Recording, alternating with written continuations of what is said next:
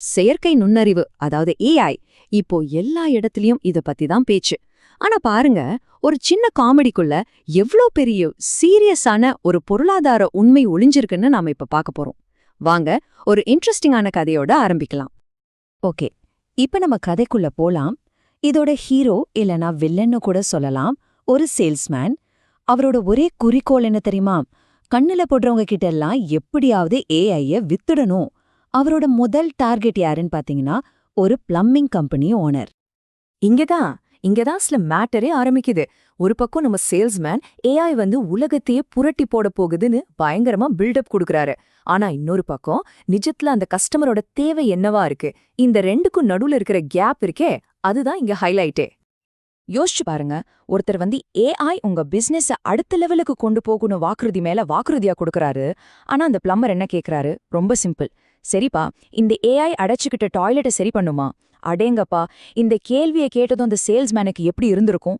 தலை சுத்தி இருக்கும்ல. சரி, பிளம்பர் கிட்ட நம்ம சேல்ஸ்மேனோட பருப்பு வேகலன்னு தெரிஞ்சு போச்சு.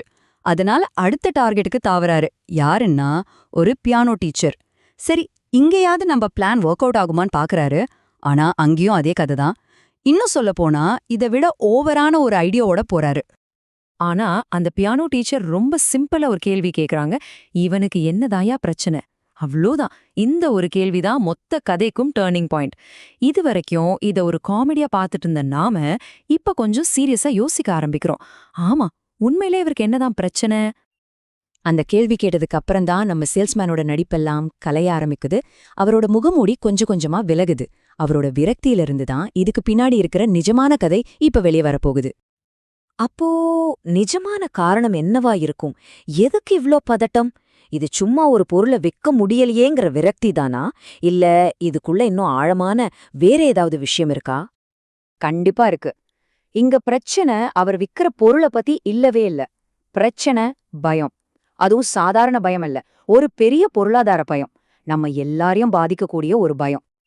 சரி, அப்படி என்ன பயம் அது? அத பத்தி இப்ப அந்த சேல்ஸ்மேனே வாய் திறந்து சொல்ல போறாரு. அவர் சொல்ல போற இந்த வார்த்தைகள் தான் இந்த முழு விவாதத்தோட மையப்புள்ளினே சொல்லலாம். திடீர்னு அவர் கோபத்துல வெடிக்கிறாரு. என்ன சொல்றாருன்னு கேளுங்க. முட்டாள்களா, உங்களுக்கு புரியலையா? அமெரிக்க பொருளாதாரமே ஒரு ஏஐ டெக் குமிழியால தான் தாங்கி நிறுத்தப்பட்டிருக்குன்னு கத்துறாரு. வாவ்! இப்ப பாருங்க, இங்கதான் நம்மளோட முழு அனாலிசிஸும் ஆரம்பிக்குது.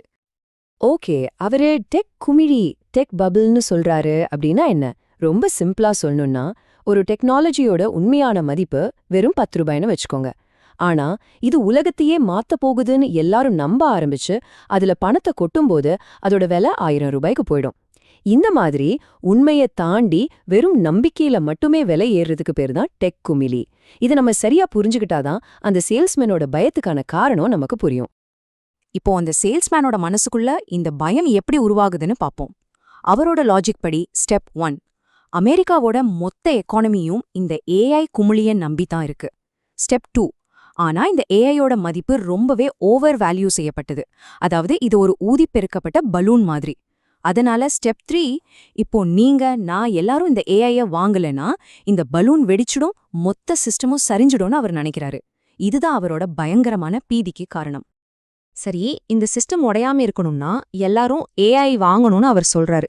அப்போ வாங்காதவங்க மேலதானே பழிய போடுறாரு. நீங்க வாங்காதனால தான் எல்லாம் நாசமா போக போகுதுன்னு சொல்ற மாதிரி இருக்கு.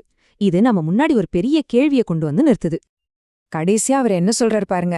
இந்த குமிழி வெடிச்சு பொருளாதாரம் சரிஞ்சா அதுக்கு நீங்க தான் காரணம்னு நம்ம மேலேயே பழிய தூக்கி போடுறாரு.